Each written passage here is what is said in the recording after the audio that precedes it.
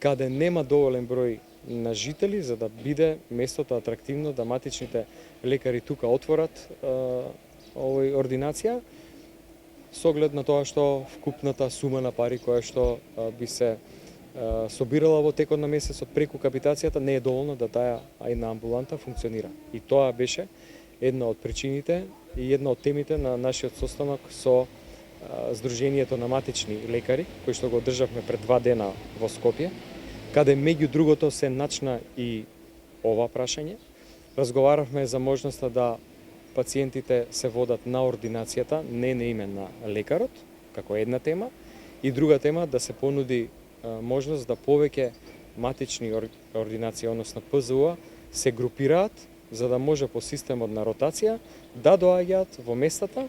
каде нема воопшто матични лекари. И тоа беше една идеја која што матичните лекари добро ја прифатија. Тоа се луѓе кои што имаат искуство и на терен и знаат кои се можните решенија кои што може да се аплицираат. Договоривме една временска рамка, динамика, веќе следната недела да имаме уште еден работен состанок на кој што ќе дискутираме за тоа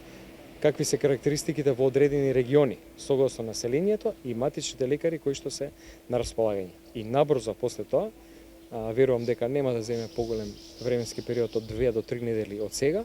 да ја направиме и законската измена, ќе поднесеме измена Закон за здравствена заштита, што овие две работи кои што ги спомнав, практично, а сега не се дозволени, ќе ги вметнеме во законот и ќе бидат дозволени. На тој начин